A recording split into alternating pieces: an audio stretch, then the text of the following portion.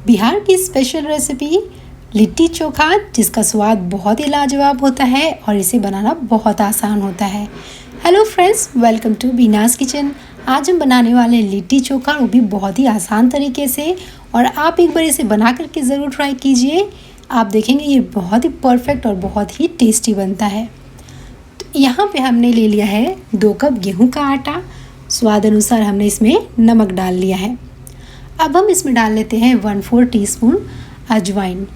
इसे हम हाथ में इस तरह से मसलते हुए डाल लेते हैं।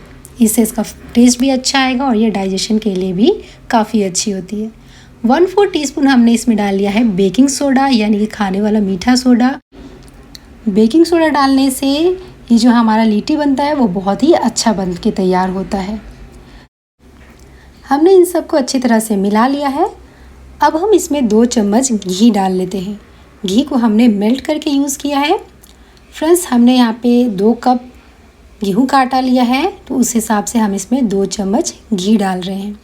अगर आप घी नहीं डालना चाहें तो घी की जगह आप इसमें रिफ़ाइंड ऑयल का भी यूज़ कर सकते हैं, पर घी का जो फ्लेवर होता है वो बहुत ही अच्छा आता है। तो इन सबको मिक्स करने के बाद अब हम इसका डो तैयार कर लेंगे। तो इसमें थोड़ा थोड़ा करके पानी डालेंगे और इसका सॉफ्ट सा डो हमें तैयार करना है। तो बहुत ज़्यादा सॉफ्ट या बहुत ज़्यादा ये हार्ड इसका डो हम नहीं बनाएंगे, तो इसलिए हम इसमें हल्का हल्का पानी डालते जाएंगे। और ये देख सकते हैं ये सॉफ्ट सा हमारा डो जो है तैयार हो चुका है। तो अब हम इसे 15 से 20 मिनट के लिए ढक करके रख देते हैं, ताकि ये रेस्ट कर ले और बिल्कुल अच्छी तरह से फूल जाए। तो तब तक हम यहाँ पे लिट्टी चोखा के लिए चोखा की तैयारी कर लेते हैं। तो इसके लिए पहले बैगन को हम इस तरह से कट कर लेते हैं और इसमें चेक कर ले कि अंदर में कोई कीड़ा ना हो। तो ये देखिए, इस तरह से हमने इसे काट लिया है और देख लिया है अंदर कोई भी कीड़ा नहीं है। और अब हम बैगन में इस तरह से ऑयल लगा लेते हैं, ताकि जब हम इसे पकाएं और इसका छिलका जब निकालें तो छिलका इसका बहुत ही आसानी से निकल जाता है। और अब हम टमाटर और बैगन को इस तरह से पका लेते हैं। बीच बीच में हम इसे पलटते जाएंगे, पलटते पलटते बहुत ही अच्छी तरह से इसे हमें पका लेना है। तो हर तरफ से इसे हमने अच्छी तरह से पका लेना है। और जब ये अच्छी तरह से पक जाएंगे तो इसे हम ठंडा कर लेंगे। उसके बाद हमें इसे चोखा बना लेना है। तो ये हमारे बैगन और टमाटर पक चुके हैं और यहाँ हमने एक आलू को बॉईल करके ले लिया है। तो इस बॉईल आलू को हम छील लेते हैं। तो इस तरह से आप अगर चोखा बना के तैयार करेंगे तो ये जो चोखा है बिल्कुल जो ट्रेडिशनल बिहार में बनता है उसी तरह से ये बन करके तैयार होगा और इसका टेस्ट भी बहुत ही अच्छा आता है। तो आलू को हमने यहाँ छील लिया है और इसी तरह से अब हम बैगन को भी इस तरह से छील लेते हैं। और आप देख सकते हैं कितनी आसानी से इसका जो छिलका है वो निकलते जा रहा है। और इसी तरह से अब हम टमाटर को भी छील लेंगे।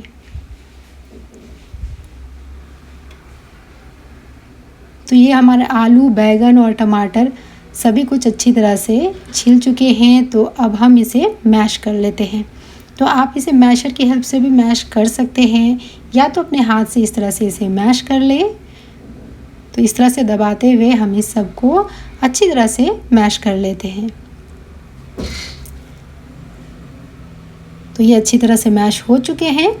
अब हम इसमें डाल लेते हैं स्वाद अनुसार नमक। और अब इसमें हम डालेंगे 1 छोटा चम्मच सरसों का तेल।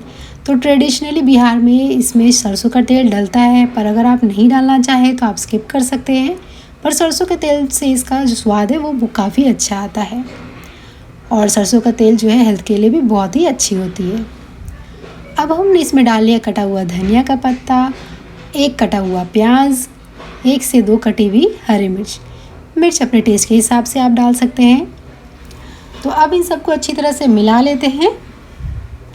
और अब इसमें और भी कुछ भी डालने की ज़रूरत नहीं है, ये हमारा चोखा तैयार हो चुका है। तो आप देख सकते हैं ये देखने में ही कितना डिलीशियस लग रहा है और खाने में इसका स्वाद तो बहुत ही मज़ेदार आता है।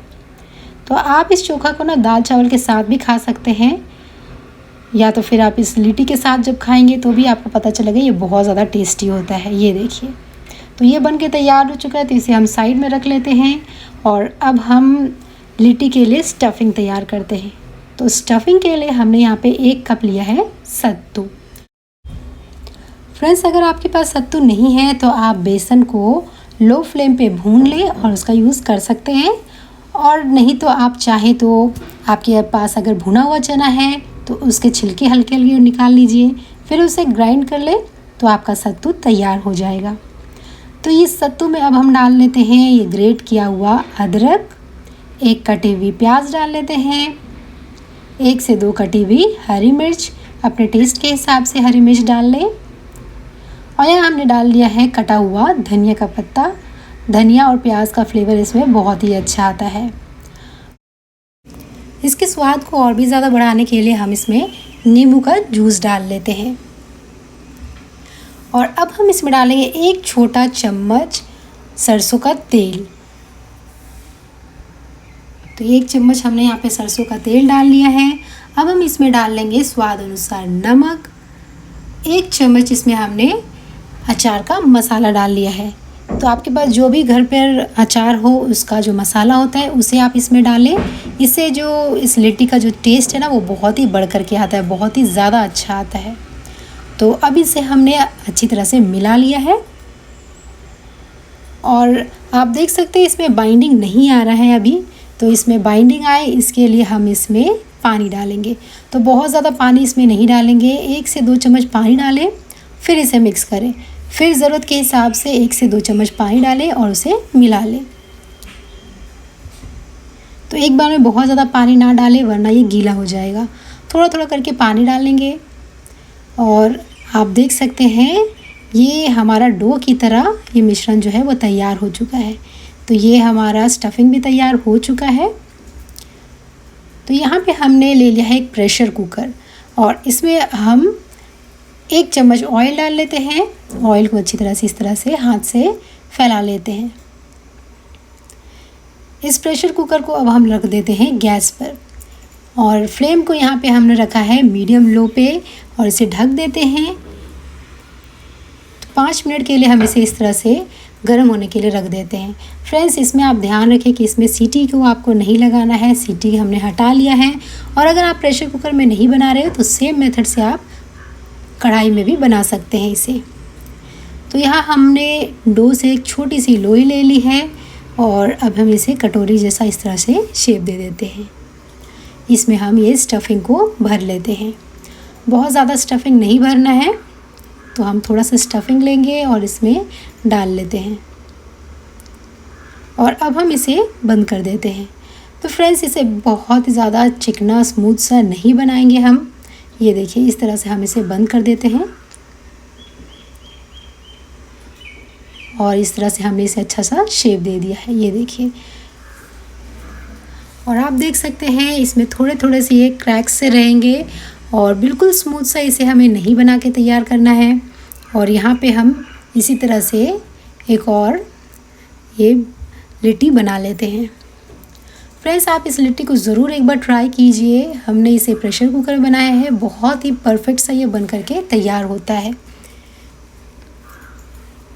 तो इसमें भी हमने इस स्टफिंग को डाल दिया है और इस तरह से हम इसे जोड़ देते हैं। तो ये देख सकते हैं हमने इसी तरह से इसे भी बना लिया है। और ये जो आप देख सकते हैं इसमें जो क्रैक्स है उसे हमें रहने देना है, क्योंकि जैसे जैसे ये पकेंगे तो ये क्रैक्स जो है वो खुलते जाएंगे और इससे हमारी जो ये लिट्टी है वो बहुत ही अच्छी बनेगी। तो चलिए अब इसे हम कुक कर लेते हैं। यह हमारा प्रेशर कुकर भी अच्छी तरह से गर्म हो चुका है। तो अब हम इसमें डाल लेते हैं इस लिट्टी को और लो फ्लेम पे हमें इसे पकाना है। फ्रेंड्स, याद रखें कि लो फ्लेम पे ही पकाएं वरना ये जलने भी लगेगी। तो अब हम इसे ढक देते हैं 3 से 4 मिनट के लिए। इसे ढक करके हम लो फ्लेम पे पका लेते हैं। फ्रेंड्स, आप चाहें तो प्रेशर कुकर का जो रबर होता है उसे भी निकाल लें। तो चलिए अब हम इसे ढक करके पकने के लिए छोड़ देते हैं और थोड़ी देर के बाद हम इसे चेक करेंगे। तो ये देख सकते हैं एक तरफ से ये सिक चुके हैं, तो इसे हम पलट के चेक कर लेते हैं। तो ये एक तरफ से अच्छी तरह से पक चुके हैं। तो हम इन सारी लिट्टी को पलट लेते हैं अब दूसरी तरफ भी हम इसे 2-3 मिनट के लिए पका लेते हैं। तो ये देख सकते हैं हमने इसे पलट लिया है। अब हम फिर से इसे ढक देते हैं और दूसरी तरफ से भी हमने इसे पका लिया है।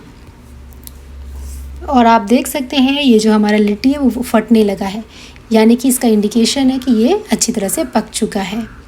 तो चलिए अब हम इसे निकाल लेते हैं।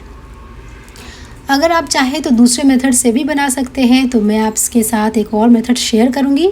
तो ये देख सकते हैं ये अच्छी तरह से पके हुए हैं, पर अगर आप चाहें कि साइड्स में भी इसका अच्छा सा कलर आए, बिल्कुल अच्छी तरह से साइड से यूँ ये क्रिस्प हो जाए, तो उसके लिए मैं आपको आगे इसका टेक्निक बताने वाली हूँ। तो पहले हम इन लिट्टियों को प्रेशर कुकर से निकाल लेते हैं।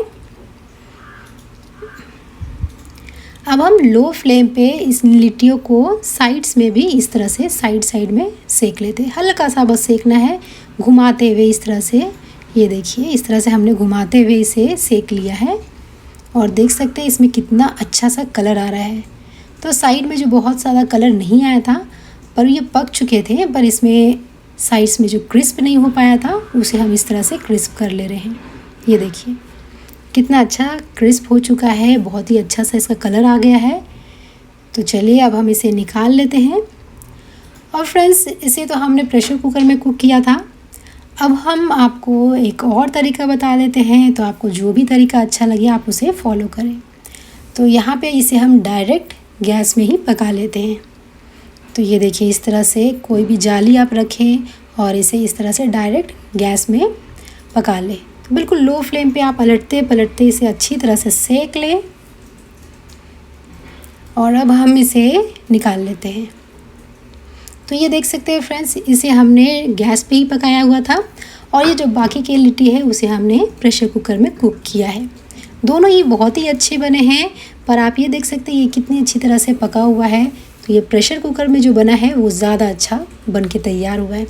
तो चलिए अब हम इसे घी में डिप कर लेते हैं, जिससे इसका स्वाद जो है बहुत ही ज़्यादा बढ़ जाता है। तो ट्रेडिशनली इसे घी में ही डिप किया जाता है, तो आप भी इसे घी में ज़रूर डिप करें, बहुत ही ज़्यादा स्वादिष्ट लगते हैं।